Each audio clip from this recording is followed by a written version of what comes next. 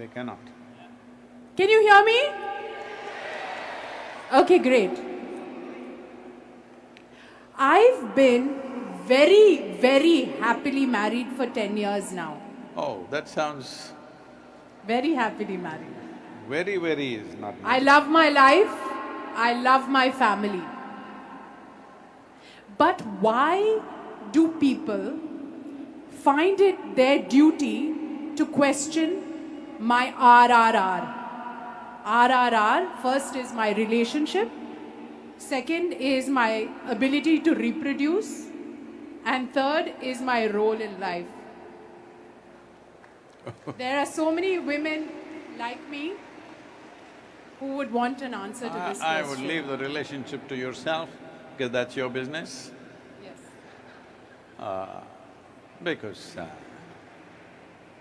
certain relationships, the nature of certain relationships are such that somebody else need not step into it. It's not our business to get there. And the second one is reproduction. Well, if you stay this way, not reproducing, I'm going to give you an award. Yes, I've already announced an award for all those young women who are healthy, who can reproduce, but chose not to reproduce. I have an award for them, because this is the greatest service you can do right now. If you were a tigress, I would say, please reproduce, because you are endangered. This is not an endangered species, we are nice, but we are just too many, all right? I'm not saying you're not nice, everybody is wonderful, but we're just too many. We're heading towards 10 billion in the next 35 years. Oh, that is not a world you want to live in. 10 billion people will be crawling all over the place, and we will cause inevitably an ecological disaster. Everybody wants to address, they want to catch CO2 molecules in the air. But, I was in a conference and all these people talking about this, how to reduce the… I said, first thing is we must reduce the human footprint. They're asking me, how to reduce the human footprint? I said, we must reduce the number of feet. It's as simple as that. If you had a working head, you would reduce the number of feet on the planet. If you don't have a working head, your reproductory organs are more active than your brains, then of course there'll be more and more feet where there'll be no space, we'll be stepping on each other's feet all the time. So the second one is award-winning choice. You're going to get a call from my mother and my mother-in-law very soon. I got many of those mother-in-law calls.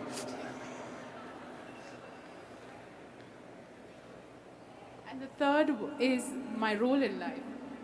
Your role in life, see, it is an individual choice how much a given person wants to do. I'm only asking people to be their best.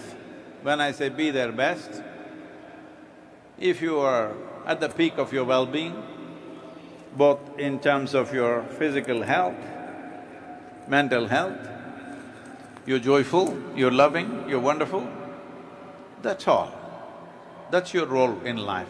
Activity-wise, somebody wants to do more, somebody wants to do less, it's their choice. See, I want you to know this. Fortunately, 50% of the world's population is lazy, and they are the ones who are saving the planet. It is not human intelligence which is saving the planet. It is not human love which is saving the planet. It is not human compassion which is saving the planet. It is just human lethargy which is saving the planet. Because if all the 8 billion people became super industrious with all the technology we have, oh, this planet will be done in the next 15–20 years' time.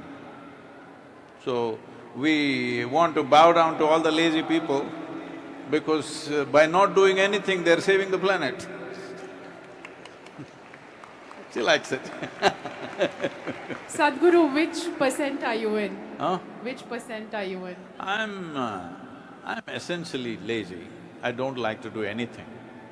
But I'm active 20–22 hours a day, at least 20 hours a day. Because there are so many things to be done, people are in such dire need of things. People ask me, Sadhguru, what's your dream? I say, my dream is to become unemployed. The day when nobody needs me, that means the world is doing great and I can play golf at least. Really? No, I don't believe in that, sorry. Well, today morning I golfed and came, so you must believe it. I spent 4.5 hours golfing, I'm just talking for 1 hour. So… Great. So Sadhguru says that if you're lazy, you're helping the planet. No. Great. No. But, so that brings me to my next question. I want to know your daily routine. What does Sadhguru do when he's not attending events? Who said there is a routine? It's a wild life. What does Sadhguru do the minute he wakes up? How many hours does he sleep for? What does he put into his system? I want to know. Well… I'm calling you Guru. I want to No, learn Guru… from you. the Guru is a four-letter word, say Sadhguru, it's eight. Sadhguruji. So, for almost 26, 27 years, on an average, I slept 2.5 to 3 hours a day. These days, I'm a little lazy, I'm between 3 to 4 hours a day. Well, at one time I ate very well, but food and sleep never came in time for me in my life. When it comes, when it doesn't come, it doesn't come. These days I'm just on 1 meal a day and I'm doing fine. Intermittent fasting? This is all always in the yogic culture. Till you're 30, 33, you must eat 3 meals a day. Between 33 to 50, you must eat 2 meals a day. Beyond 50, you must eat 1 meal a day. It's enough for the body. Because your metabolism is slowing down, if you do not adjust the fuel accordingly, you will simply grow horizontally. Thank you. And your physical activity? Well, they keep me active, as I said, 18, 20 hours a day, non-stop, because when I'm in India, the organization in America thinks I've just woken up and they call me at 1 a.m. When I'm here, the Indian people are calling me at that time, thinking I'm in the middle of the afternoon. So, it's round the clock going on, something because amazing. we are an organization which is volunteer-run. When I say volunteer-run, they are wonderful people, super dedicated and devoted, but nobody's trained for the job. But still, they do an incredible job. As you have seen the Save Soil movement, some of our trustees in the foundation, which is the Conscious Planet Foundation, they thought there is some professional organization which can pull off this tour across 27 nations in 100 days at a pace. I did 697 events in 100 days, 697 events, and drove 30,000 kilometers. So when they went and consulted these professional organizations, they look at our schedule and say, this is insane, nobody can do this. But without a single hitch, without 1 day delay anywhere, our volunteers pulled it off, every event on time. So, this is the level of dedication. So, we are about 5,600 full-time volunteers and 17 million part-time volunteers. So managing them every day is a lot of work, it's a madman's work, but I will not go crazy because I'm already there, fully on because sanity is a very constipated way of existence. If you know how to go crazy in a controlled way, by will you go crazy, only then you know life. Sanity is constipation. I'm learning a lot of new things. Sadhguru, last question.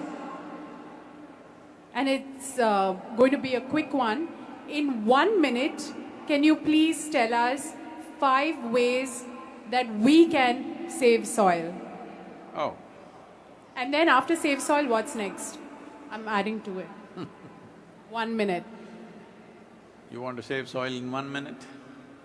We need to understand this, we are living in democratic nations and the important thing is we need to understand Governments are not elected to do fantastic things. Governments are elected to fulfill people's mandate.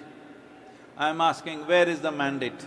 In which nation has 60% of the population ever stood up and asked for long-term well-being of their nations, asked for the well-being of their children, asked for the well-being of the future generations? No. They want gas price to be reduced. Well, it may happen. They want their income tax to be reduced. It may happen. I'm saying, when the citizens don't think long-term, how will the administrations think? Why I'm saying this is, you have given them a mandate of 4 years or 5 years. Suppose you were made the president of this country and you're given 4 years. Tell me, would you like to try to do things which will bear fruit in 4 years' time, or something that will bear fruit in 15 to 20 years' time? What would you attempt? 4 years. That's exactly what they're doing. Unless there is people's mandate, unless all of you raise your voice and every day talk about this, soil should be a part of the conversation and show that you are interested in the long-term well-being of this nation and this planet. If you do not constantly express that, it will not happen, because administrations are elected for just 4 years. They will try to do that. So please, I want all of you, I want your support for next 12 months, every day 10 minutes.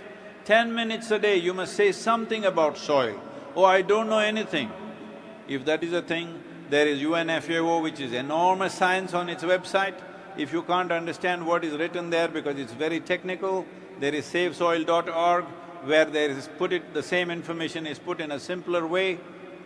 Read something, do your own research, say something about this, because this will determine, are we a responsible generation or are we going to be a regretful generation? This is what is going to determine this.